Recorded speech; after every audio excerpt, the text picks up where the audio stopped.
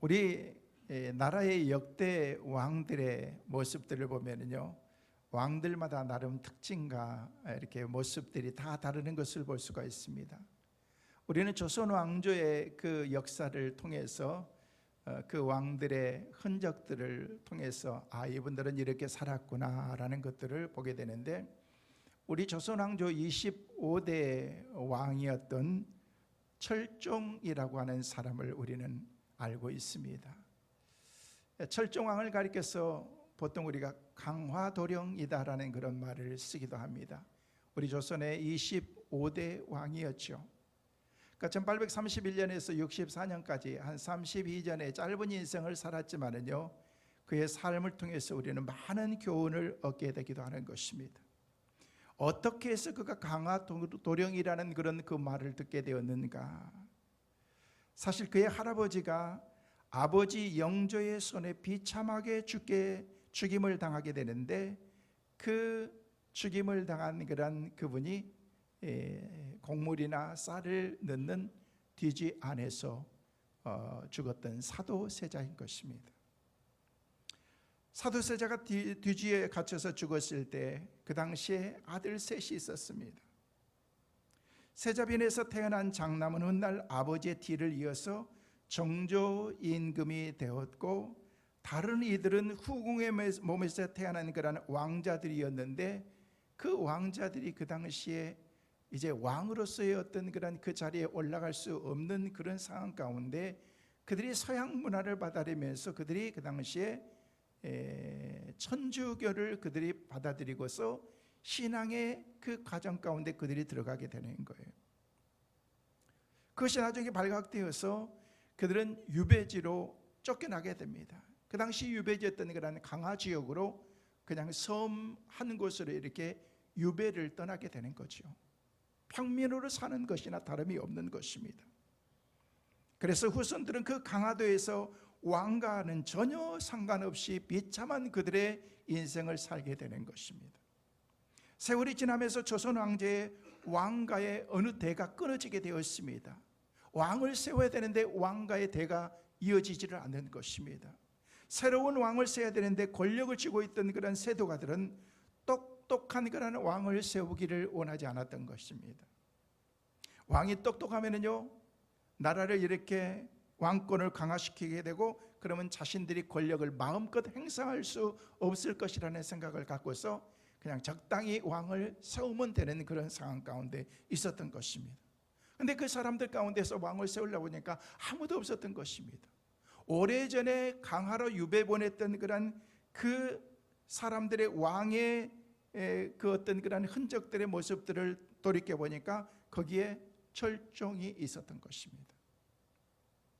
자신들이 왕이 될 수가 없었기 때문에, 그 당시 조선 왕조가 전주시의 나라였기 때문에 이성계의 후예들을 통해서 그 후손들 가운데서 왕에 올라야 되는데, 그 왕들 가운데서 똑똑한 사람을 세우면 안 됐다는 거예요.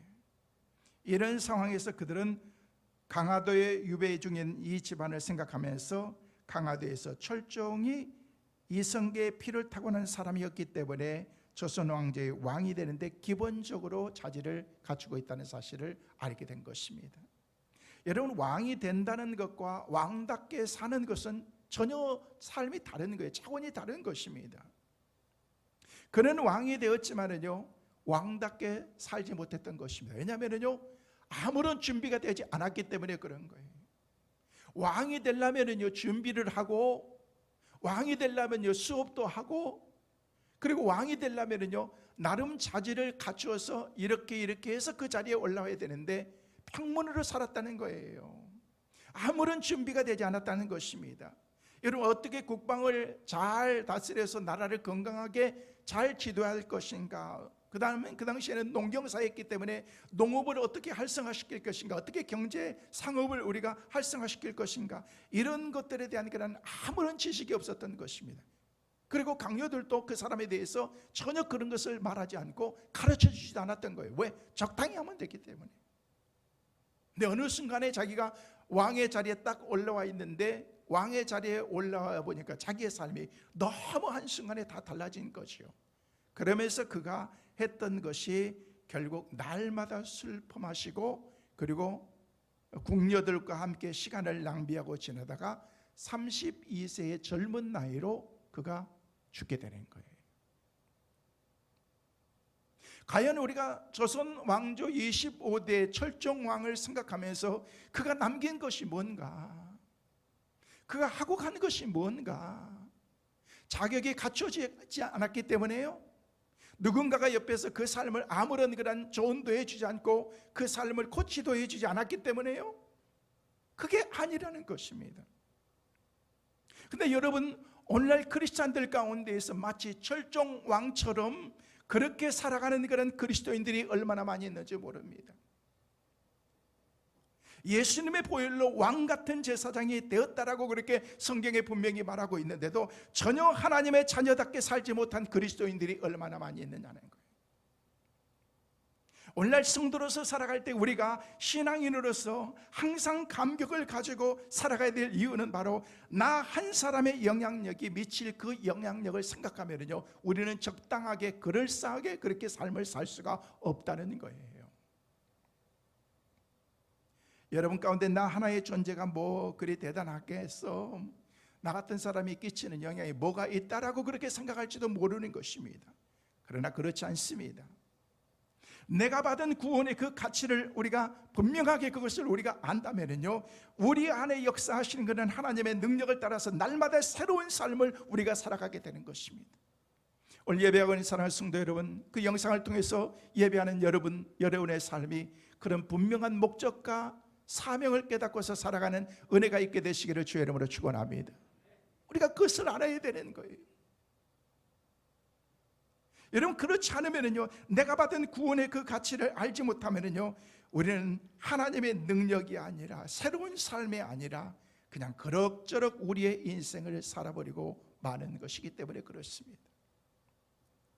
오늘 우리가 함께 대하는 본문은요, 사도 바울이 먼저 신앙의 감격과 능력을 회복하기 위해서는요, 우리의 처지와 하나님이 우리에게 행하신 일을 자세히 우리가 그것을 보아야 된다라고 그렇게 말하고 있는 것입니다.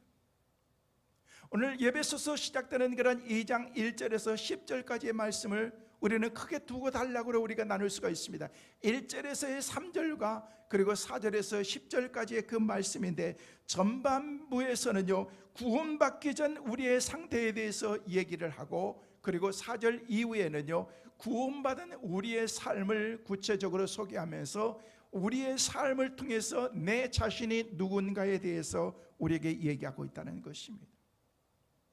왜 우리가 감사하면서 살아야 되는지, 왜 우리가 삶의 변화가 있어야 되는지, 그 사도 바울은 그것을 통해서 왜 신앙생활 가운데서 우리의 감격이 없는 그런 신앙생활을 하고 있느냐는 거예요.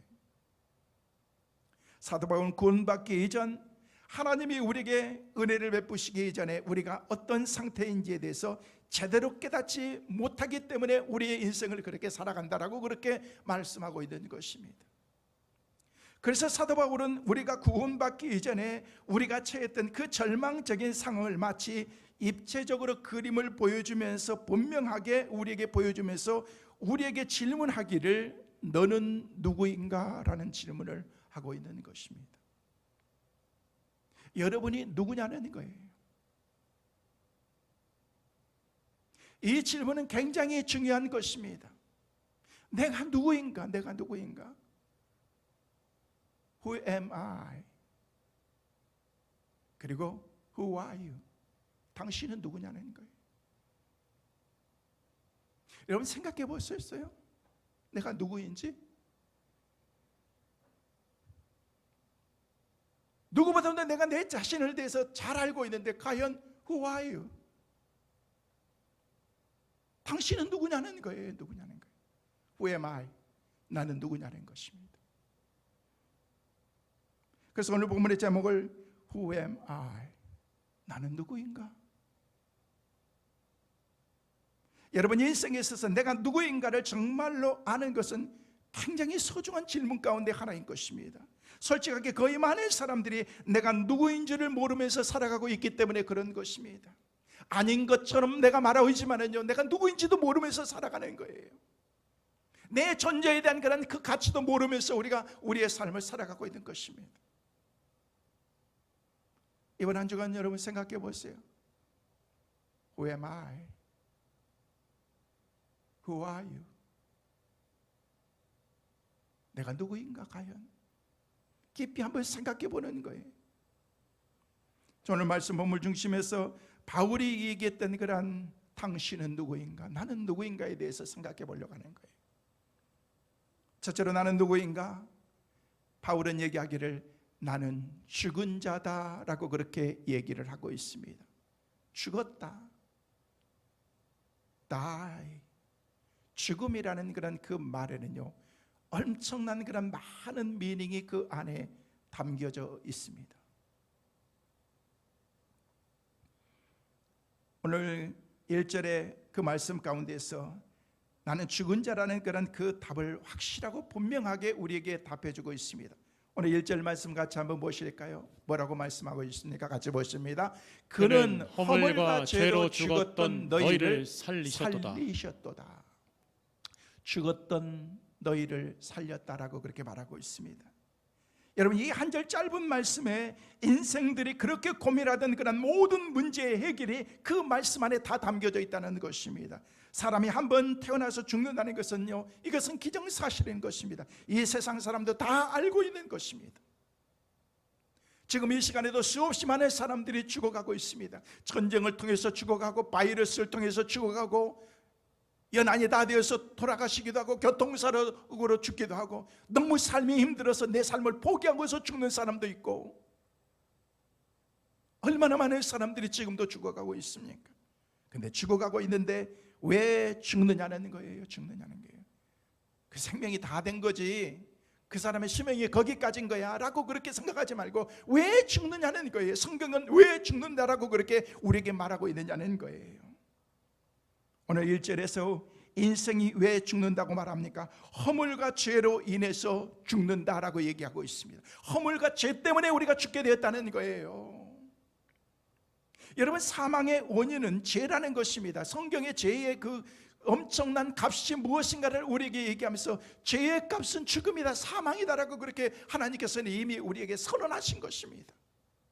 여러분이 인생의 죄를 범함으로 죽게 되었는데 허물과 죄로 죽었다는 것입니다. 이 허물과 죄로 죽었는데 성경에 나타난 그런 죄로 인한 그런 인생의 사망이 무엇인가를 세 가지를 얘기해 주고 있습니다. 첫째는요, 영적인 사망에 대해서 우리에게 얘기해 주고 있어요. 죽는 거예요. 이것은 하나님과 분리되는 거예요. 하나님과는 전혀 없이 우리의 인생이 끝나버리는 그런 영적인 사망이 있습니다. 두 번째는 육적인 사망이 있습니다. 육신과 영혼이 분리되는, 쉽게 얘기해서 우리의 수명이 끝나는 육신의 사망이 있는 것입니다. 셋째는요, 영원한 사망, 영원히 하나님과 은혜를 받는 그런 천국과 분리되는 그런 그 영원한 사망이 우리 가운데 있는 것입니다. 여러분이 인생의 원죄인 아담과 하하가 선악과 하나 따먹은 작은 것 때문에, 그것 때문에 죄가 들어와서 이렇게 세상의 모든 그런 엄청난 파장이 일으키게 된 것입니다. 그래서 죄의 심각성을 성경은 우리에게 말하고 있는 거예요. 그래서 죄가 무섭다는 것입니다. 작은 미미한 것들이지만, 보이지 않는 그런 작은 것들이지만, 요즘은 여러분들이 지금도 이 무더웠던 여름을 보내면서 지금도 모든 분들이 다 마스크 쓰고 있는 게 뭐예요? 바이러스, 코로나 바이러스가 우리 삶 가운데 침투해 들어오면 나는 어떻게 될까? 나는 죽는데, 걸리면 내가 어려움을 당하는데 라는 그런 불안한 마음이 있기 때문에 절대 마스크 안 벗습니다. 여러분 보세요. 미세한 보이지 않는 그런 바이러스가, 이 안에도 엄청나게 많은 그런 바이러스가 있는데 모든 사람들이 다 걸린 건 아니잖아요. 방역수칙을 잘 하고 매주마다 주말만 되면은요, 우리 사역자들이 그냥 지하실에부터 시작해서 각 방들마다 다 소독을 하고 방역을 하고, 그리고 여러분들이 손잡고 다니는 그런 그 문고리라든지 오르내리는 그런 그 모든 것들을 다 소독을 하고서 그렇게 준비를 합니다. 그래도 여러분, 내가 면역이 약한 사람들은요, 노출돼서 걸리는 거예요. 아니, 한 집에 있는데 같이 잠자고 같은 침대에서 먹고 자고 그러는데도 한 사람은 전혀 걱정이 없고 병에 걸리지도 않고 바이러스에 노출도 안 되는데 그 옆에 있었던 지나가는 사람들이 그 주위에서 바이러스로 노출해서 걸리기도 합니다. 왠 줄 아세요? 면역이 약하기 때문에 그런 거예요. 여러분, 영적인 것도 똑같습니다. 미세한 작은 것이지만 보이지 않지만은요, 내가 영적으로 무장되어 있지 않으면요, 언제든지 바이러스에 노출되는 것처럼 내가 그 노출되어서 그 삶 가운데 바이러스에 감염이 되는 것처럼 여러분, 때로는 우리의 삶이 그럴 수도 있다는 것입니다.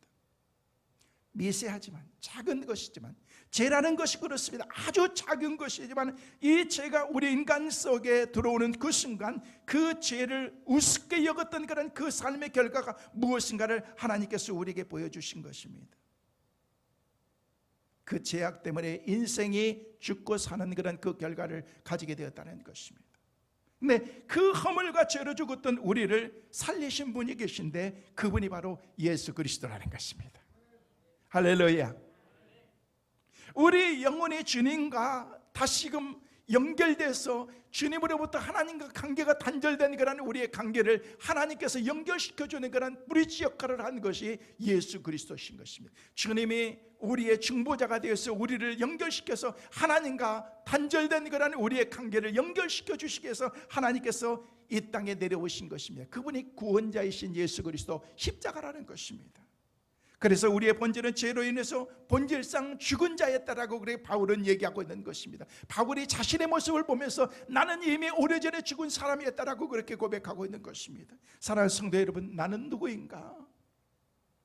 나는 이미 죽은 자였다는 사실을 잊어서는 안 되는 것입니다. 죽은 자는 말이 없습니다. 죽었다고 생각하면요, 무서울 것도 없습니다. 안 될 일도 없는 것입니다. 죽음을 준비하는 사람은요, 겸손해지기 시작하는 것입니다. 죽음이라는 단어는요, 많은 것을 생각하게 하는 그런 그 미닝이 이 죽음이라고 하는 그런 die라는 그런 그 말 안에 들어있다는 거예요.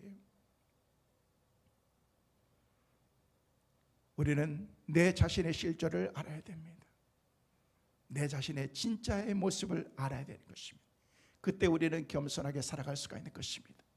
오늘 예배하는 사랑하는 성도 여러분, 이미 죽었던 우리를 살리신 하나님 앞에서 우리의 삶을 주님 앞에 겸손하게 살아가는 축복의 은혜가 우리 모두에게 있게 되시기를 주의 이름으로 축원합니다. 두 번째는 나는 누구인가? 나는 과거를 가지고 있는 사람이라고 얘기하고 있는 것입니다. 과거에 전적이 있습니다. 저 사람은 과거의 전과가 몇 범이래. 여러분, 영적으로 전과가 여러분 우리는 얼마나 많습니까? 근데 하나님께서 그냥 다 사면해 준 거예요. 다 용서해 준 거예요. 그냥 너는 그냥 특별 사면이야. 이번에 추석에 특별 사면이야. 저 여러분이 어떤 죄를 지었다고 할지라도 예수 그리스도께 나오기만 하면은 하나님께서 우리에게 특별 사면해 준 줄 믿으시길 바랍니다. 특별 사면을 해줘놓고 뒤에 가가지고 그래도 너는 죄인이야 그렇게 얘기하지 않습니다. 제 흔적을 특별 사면은요, 특사로 이렇게 풀려나면은요, 다 흔적을 지워줘 버리는 거예요. 지워줘. 그래서 이제부터는요, 정말로 깨끗하게 새로운 삶을 살 수 있도록 우리를 만들어 주신다는 것입니다. 예수님께서 우리에게 그렇게 말씀하시는 거예요. 이제부터는 너의 과거의 모든 것을 다 지웠다라고 그렇게 말씀하시면서 오늘 본문 2절 3절 말씀에 뭐라고 말씀하시는지 같이 한번 보시겠어요? 같이 보십니다. 그때에 너희는 그 가운데 행하여 이 세상 풍조를 따르고 공중의 권세 잡은 자를 따랐으니 곧 지금 불순종의 아들들 가운데서 역사하는 영이라. 전에는 우리도 다 그 가운데서 우리 육체의 욕심을 따라 지내며 육체의 마음에 원하는 것을 하여 다른 이들과 같이 본질상 진노의 자녀이었더니. 여기 말씀 보니까 과거에 우리가 본질상 진노의 자녀였다는 거예요.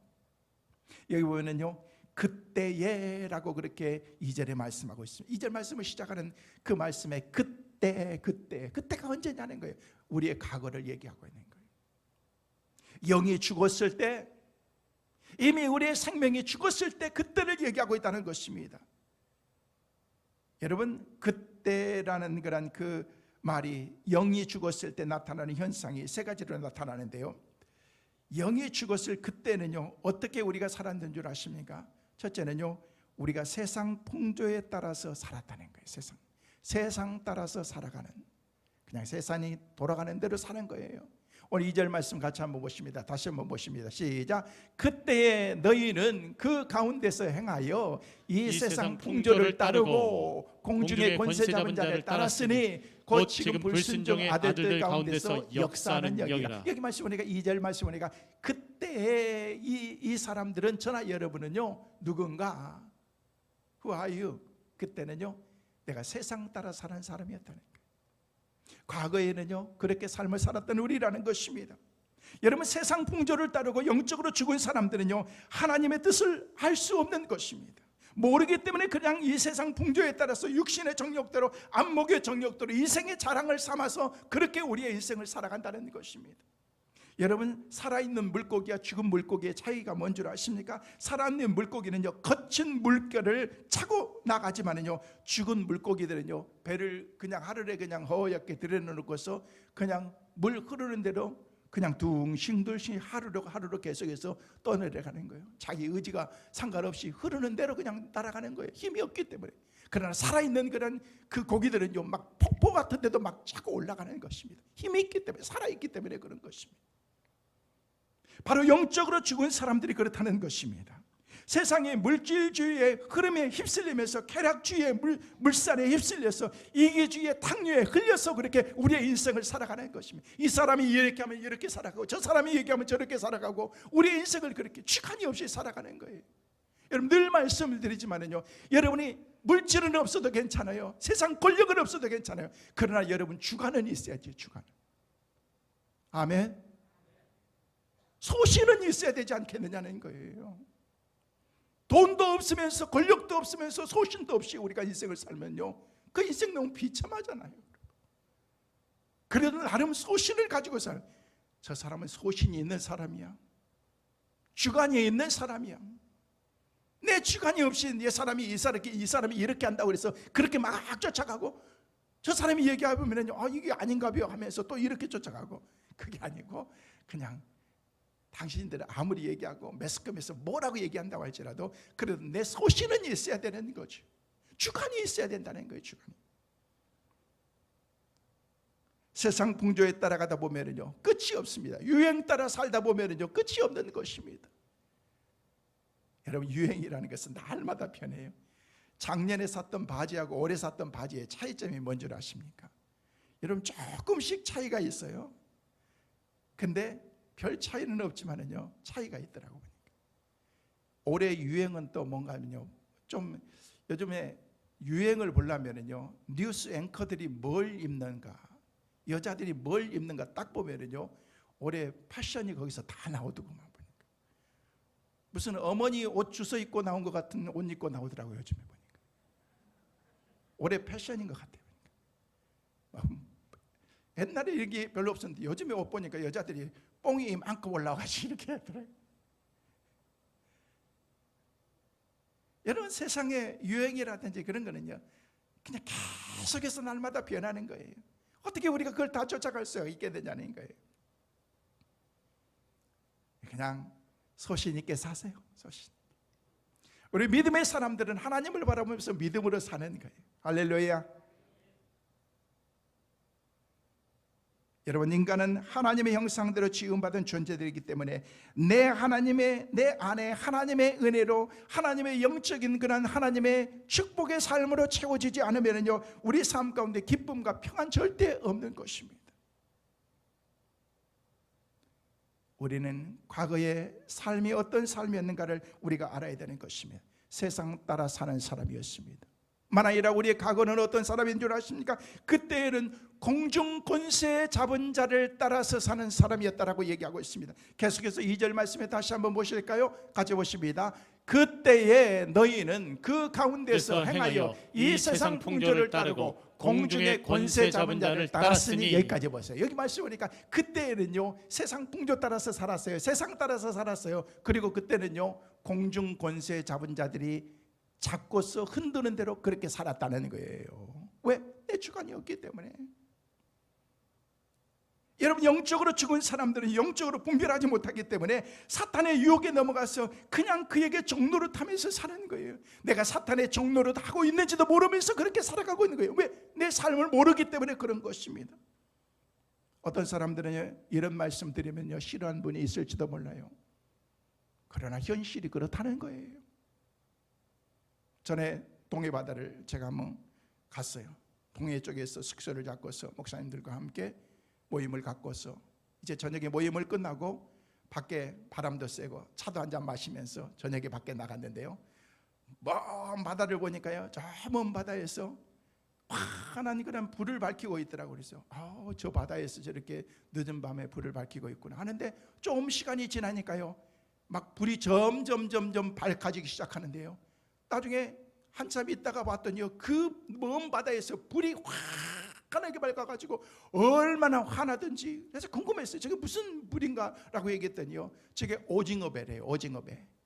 여러분, 오징어배는요 불빛을 그냥 그 배 전체에다 그냥 환한 불을 켜가지고 그냥 거기서 막 불을 환하게 밝히는데, 그러면은요 그 주변에 있었던 멀리 있는 그런 오징어들이요 그 불빛을 보고서 막 오게 된대요. 그러면은요 오게 되면은요 그 어부들은 어떻게 돼요? 낚시를 탁 던져가지고 거기서 낚시를 던져가지고 하나 둘 이렇게 낚이는 게 아니고, 그때는 낚시가 필요 없대요. 다 와 있기 때문에 그냥 막 떠서 그냥 배에다가 넣으면 된다는 거예요. 이게 오징어 배라네. 나는 몰랐어요. 오징어를 그렇게 이게 그물을 던져서 하는가 낚시로 잡는가 생각했더니 아니고 불빛을 따라서 다 온다는 거예요. 여러분, 오징어는 모르는 거예요. 불빛으로 가면 죽는다는 걸 모르는 거예요. 그냥 불빛이 있으니까 그냥 그대로 가는 거예요. 가서 그냥 잡는 것입니다. 영적으로 죽은 사람들이 그렇다는 것입니다. 사탄의 유혹을 물리치지 못하는 것입니다. 자기가 가는 그 길이 유혹의 길이라는 것을 모르고 있는 것입니다. 그냥 환한 불빛만 보고 가는 거예요. 세상에 공중권세 잡은 자들이 있는데 사탄이 잡고 있는데 그것을 우리에게 유혹하는데 그것을 모르고 그것을 향해서 가고 있다는 것이, 우리가 그런 존재라는 것을 바울이 지금 얘기하고 있는 거예요. 예배석 교회 성도들이 너희 과거가 어떤 존재였는 줄 아느냐? 너는 네 삶 가운데에서 세상 풍조를 떠났고 공중권세에 잡은 사람들을 따라서, 잡은 자들을 따라서 네가 살았던 그런 삶이다라고 이렇게 얘기하고 있다는 거예요. 나도 모르게 유혹에 끌려가는 것입니다. 죽는 줄도 모르고 따라가는 것입니다. 이것이 바로 우리 인생이라는 것입니다. 그래 바로 그때 과거의 우리의 모습이라는 것입니다. 그럼 그때 우리의 세 번째 모습은 뭔지 아십니까? 오늘 이 3절 말씀에 보니까 욕심을 따라 죄를 따라 살았던 사람이었다라고 그렇게 말하고 있습니다. 3절 말씀 같이 한번 보십니다. 시작. 전에는 우리도 다 그 가운데서 우리의 욕심을 따라 지내며, 여기 말씀 보니까 욕심 따라 살았다는 거예요. 욕심. 우리 인간의 욕심은 끝이 없습니다. 아무리 채워도 만족함이 없는 것이 우리의 마음의 그릇이다라고 그렇게 말하지 않습니까? 그 욕심을 따라서 살았던 그런 우리의 삶이었다, 과거의 우리의 삶이었다라고 얘기하고 있습니다. 그래서 자기가 하고 싶은 대로 욕망을 따라서 살아가는 거예요. 우리 인간의 욕망은 끝이 없는 것입니다. 길들여지지 않는 그런 야생동물처럼 사람의 말도 듣지 않습니다. 제멋대로 살아가는 거예요. 정말 죄송한데요, 우리 인간들 가운데도 마치 야생마 같은 그런 사람들이 있습니다. 목사님이 오늘 나한테 야생마라고 그렇게 얘기했다고 그런 얘기하지 마세요. 여러분한테 야생마라고 얘기하지 않았습니다. 우리 인간들도 야생마처럼 그렇게 살아가는 사람들이 있다는 거예요. 길들여지지 않습니다. 말해도 듣지 않습니다. 성경에서 말하는데 이것은 하나님의 말씀이라고 하는데 죄 지으면 죽는다라고 얘기하는데 절대 듣지 않습니다. 왜? 야생마처럼 안 듣습니다. 그래서 자기는 모른다고 얘기합니다. 듣지 않고 말씀을 통해서도 이렇게 살아서는 안 된다라고 얘기하는데 절대 순종하지 않습니다. 야생마 기질이 여러분에게 있기 때문에 그런 거예요. 우리에게 그런 기질이 우리에게 있다는 거예요. 야생마들을 보십시오. 막 지 마음대로 막 날뛰입니다.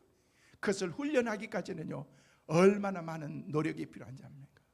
그 말을 훈련 딱 시키고 나면은요 온순해집니다. 그때는요 주인만 기다립니다. 주인이 등에 탁 타기까지 기다렸다가 그때부터 그냥 막 착착착 달리면서 말의 그 힘찬 모습을 우리에게 보여주는 거예요. 그때 길들여집니다. 오오오 하면서 탁 잡으면요 말이 싹 스탑합니다. 그러고 난 다음에 다시 그냥 막 내리치면은요 쏜살같이 막 달려갑니다. 길들여질 것입니다. 그런데 우리가 하나님의 말씀으로 길들여지지 않을 때는 야생마 같은 길들이 우리 가운데 있다는 것입니다. 그냥 그러면서 그냥 우리의 삶이 그렇게 따라가는 것입니다. 욕심 따라, 세상 풍속 따라, 내가 원하는 그런 그 마음 따라서. 우리 인간의 마음은 뭔 줄 아십니까? 계속해서 편안한 것을 원하고 안락한 것을 원하고 날마다 우리의 삶이 여기에 안주하기를 원한다라고 얘기하는데, 바울은 그렇게 얘기하지 않습니다. 계속 나가라, 표대를 향해서 나가라, 바로 살아라 라고 그렇게 하나님께서 바울을 통해서 우리에게 말씀하고 있는 것입니다. 어떤 길이 좋은 길인지도 모르고서 우리는요 자행자제하면서 우리의 인생을 살아가는 것입니다. 그렇습니다. 영적으로 죽은 사람들은요 그 영이 작동하지 않습니다. 스탑되어 있습니다. 하나님과 교제가 끊어졌습니다. 하나님께 대해서 죽었습니다. 그리스도 밖의 사람입니다. 우리는 에베소 1장을 통해서 그리스도의 밖의 사람이 어떤 사람이고 in Christ 주님 안에서 사는 사람이 어떤 사람인지에 대해서 이미 말씀을 드렸습니다. 본래는 우리는 아웃사이드 크리스찬이었습니다. 그런데 그분이 하나님께서 우리에게 은혜를 주셔서 그 사람들이 인사이드 크리스천으로 하나님께서 우리를 만들어 주셔서 이제는 예수 안에 in Christ 주님 안에서 사는 사람으로 하나님께서 우리를 만들어 주셨다는 것입니다. 성도 여러분, 원래 우리가 그렇게 살았던 사람입니다. 그런데 하나님께서 우리 가운데 주셨던 은혜를 우리가 잊어버렸다는 거예요. 그 죄가 아담이 지었던 그런 죄의 흔적의 결과들을 통해서 우리가 그것을 열매로 보게 된 것입니다. 그래서 타락하게 된 거예요. 다시금 하나님께서 우리의 삶을 본래의 모습으로 회복시켜 주시려고 하나님께서 사도 바울을 통해서 우리에게 말씀하고 있는 것입니다. 성도 여러분, 원래 우리가 그렇게 살아온 사람들인데 우리가 이 점을 잊어버려서는 안 되는 것입니다. 그리고 다시금 옛날로 돌아가서는 안 된다는 것입니다. 너무 과거 너무 좋아하지 마세요. 아무리 하열했다고 할지라도, 아무리 그것이 여러분의 삶 가운데 힘들었다고 할지라도 그 얽매여 중요한 거 아니에요. 오늘이 중요한 거예요. 내일이 중요한 것입니다. 주님이 주신 그런 비전을 가지고 우리가 날마다 살아야 되는 것입니다. 여러분, 과거의 우리의 모습의 종말은 뭔 줄 아십니까? 하나님의 진노의 대상이었다. 3절 끝절 말씀에 보니까 뭐라고 말씀하고 있습니까? 본질상 진노의 자녀였더니 라고 그렇게 말하고 있지 않습니까? 본질상 진노, 본래 진노의 자녀였다는 것입니다. 여러분, 하나님의 진노를 피할 수 있는 사람이 누가 있겠습니까? 아무도 없습니다. 하나님은 전능하신 분입니다. 하나님께 피할 때만이 안전하고 피난처가 될 수 있다라고 하나님은 우리에게 말씀하는 것입니다. 우리가 잊어서는 안 되는 것입니다. 본질상 진노의 자녀였다는 사실을 말합니다. 사람이 본질을 알아야 됩니다. 본질을 잃어버리면 그때는 교만해지기 시작하는 것입니다. 겸손하게 살아가는 삶을 살아가는 우리 모두가 되시기를 주님의 이름으로 축원합니다. 세 번째는 나는 누구인가? 나는 이제 새로운 사람이 되었다라고 4절 이후에 말씀을 하고 있는 것입니다. 3절까지는, 이전까지는 3절 말씀해 보니까 전에는 이렇게 얘기하고 있지만 이제 4절 말씀에 보면은요, 이제는 긍휼에 풍성하신 하나님이라고 그렇게 얘기하는데, 언어 성경에 보니까, 영어 성경에도 보니까 뭐라고 얘기하냐, God, 그러니까 but이라는 그런 그 말을 얘기하고 있습니다. God이라는 하나님 앞에 보니까 But God was merciful이라고 그렇게 말하고 있습니다.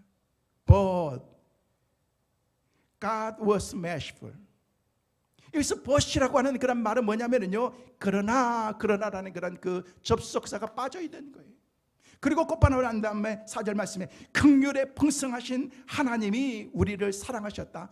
근데 여기 1절과 3절 말씀을 접속시켜주는 그런 but이라고 하는 그런 그 말, 그러나라는 그런 말이 빠진 거예요. 해석을 잘못한 거죠.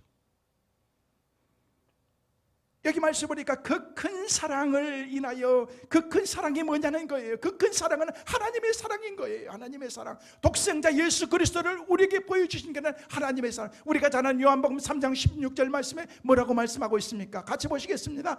하나님이 세상을 이처럼 사랑하사 독생자를 주셨으니 이는 그를 믿는 자마다 멸망하지 않고 영생을 얻게 하려 하심이라. 여기 말씀 보니까 하나님이 우리를 정말 사랑했다고 하는 그 큰 사랑은 바로 예수 그리스도를 우리에게 보여주고 있는 것입니다.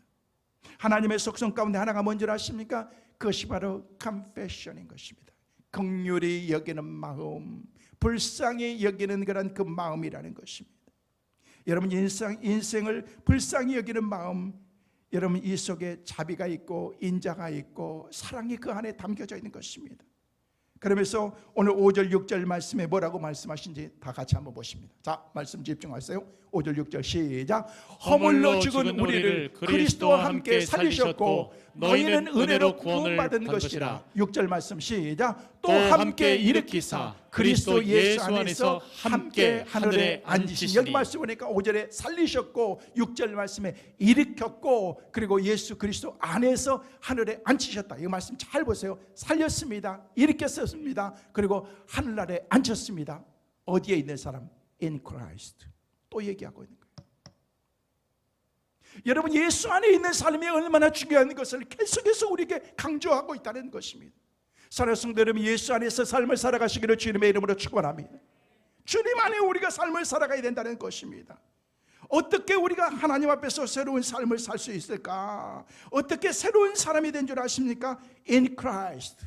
주님 안에 있을 때 우리의 삶이 새로워질 수 있다라고 얘기하면서 그것이 8절 말씀 보니까 이것은 하나님의 선물이다라고 그렇게 얘기하고 있습니다. 이미 보았던 에베소서 1장 말씀에 보니까 1장 7절에 보니까 우리는 그리스도 안에서 in Christ. 여러분 20절 말씀에 보니까 그의 능력이 그리스도 안에서 in Christ. 계속해서 얘기하고 있는 거예요. 바울이 계속해서 말씀을 강조하는 것은요, 예수 안에, 예수 안에, 예수 안에 따라요.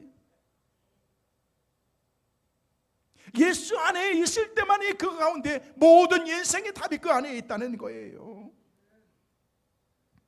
예수 그리스도 안에 누리는 그런 영적인 삶이 그 안에 있기 때문에 그런 것입니다. 죽었던 나를 살려주셨다는 것입니다. 5절 말씀 보니까 허물로 죽은 우리를 그리스도와 함께 살리셨고, 여기서 살렸다는 것은 은혜로 구원받은 우리가 하나님께서 새롭게 우리의 삶을 살려주신 것을 얘기하고 있는 것입니다.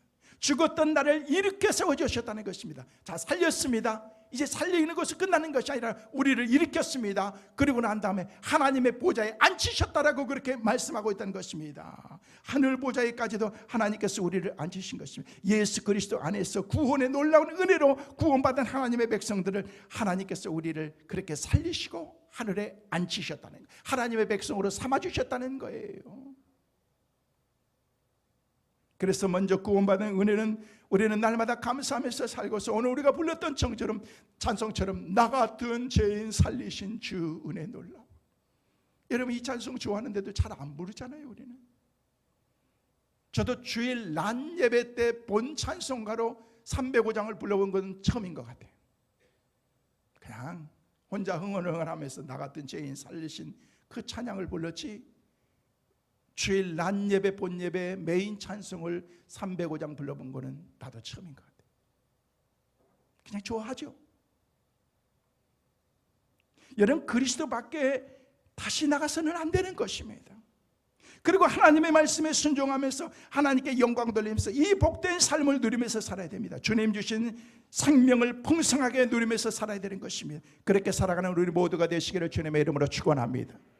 마지막으로 그렇다면요, 나는 누구인지를 아는 사람들은 이제부터는 내 삶을 어떻게 살아야 되겠느냐는 거예요. 간단하게 말씀을 드리고 오늘 말씀을 마칩니다. 분명한 목표를 가지고 살아야 되는 것입니다. 바울은 빌립보서를 썼던 그런 빌립보서 3장 14절 말씀에 우리에게 뭐라고 말씀하십니까? 같이 보십니다. 표대를 향하여 그리스도 예수 안에서 하나님이 위에서 부르신 부름의 상을 위하여 쫓아가노라. 여기 말씀 보니까 표대를 향하여, 표대가 목표라는 거예요. 표대가. 그 표대를 바라보면서 따라간다는 것은, 이 표대는 뭐냐면요, 마치 달리기를 경주하는 선수들이 꼬린 지점을 향해서 열심히 달려가는 것을 가리켜서 표대라고 얘기하는 것입니다. 그러니까 바울은요, 꼬린 지점을 향해서 그냥 한눈 팔지 않고 전력 질주하는 것처럼 그렇게 살아간다는 거예요. 여러분 100m 운동하는 선수들을 보셨습니까? 스타트하기 전에 그냥 최대한 간편한 옷을 입고서요, 온몸의 근육이 머리에서 발끝까지 그냥 온 힘이 탁 쏠려 있습니다. 그리고 난 다음에 스타트 종과 함께 그냥 팍 스프링처럼 막 튀어가기 시작하는 것입니다. 그런데 달려가는 그들의 모습을 한번 자세히 보면요, 막 온몸의 근육이 다 거기에 집중되어 있습니다. 조금이라도 흐트러지면요, 그 가운데서 1등에서 벗어나는 것입니다. 그리고 막 간중들이 막 얘기하면서 이름을 부르면서 김우건 그런다고 해서 누가 나 이름 부르지 하면서 쳐다보지 않습니다. 끝나는 거예요. 쳐다보면 끝나는 거예요. 목표만을 향해서 막 온전히 집중. 아무 소리도 들리지 않습니다. 아무것도 보이지 않습니다. 내게 보이는 것은 표대밖에 없는 것입니다. 바울은 지금 그걸 얘기하고 있는 거예요. 마치 사냥꾼이 표적을 향해서 집요하게 추적하는 것처럼 목표만을 향해서 지금 바울은 나가고 있다는 것입니다. 여러분, 밀림의 지역에서 야생동물들이, 큰 동물들이, 강한 동물들이 약한 동물을 잡아먹는 걸 보셨어요? 사자나 표범들이 먹이를 잡기 위해서 준비하는 그런 모습 보셨어요? 완전히 자세를 다 낮춥니다. 그리고 자기 몸을 감추고 난 다음에 기회만을 보는 것입니다. 그러고 난 다음에 그 동물들이요, 자기를 등지고 있으면 안 됩니다. 자기를 앞보고 있을 때 그때 쫓아가는 거예요. 그때 쫓아가면 방향을 못 들거든. 그래서 딱 보는 거예요. 그러고 난 다음에 준비가 되어 있으면요, 막 온몸에 그 동물들의 근육을 한번 보십시오. 집중하는 거예요.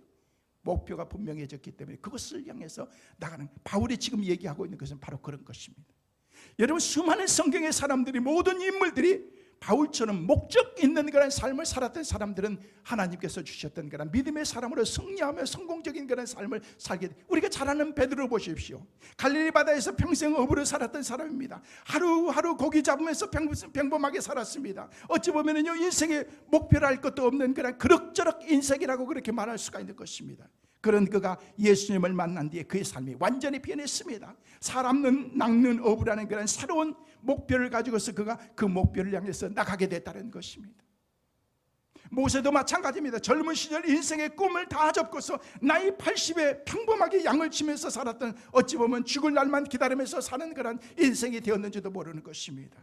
그런데 그가 호렙산에서 하나님을 만나고 난 다음에 이 백성은 내 백성이다, 네가 이 백성을 인도하라는 그런 그 말씀을 듣는 순간 그의 인생이 완전히 달라졌던 것입니다. 목표가 생겼기 때문에 그런 것입니다. Who am I? 내가 누구인지를 알았기 때문에 그런 것입니다. 당신이 누구인지 Who are you? 당신이 누군지를 알았기 때문에 그런 거예요. 그때부터 그의 인생이 완전히 달라졌다는 것입니다. 오늘날 젊은 사람들 보면 꿈도 없습니다. 내가 누구인지도 모르면서 살아가고 있습니다.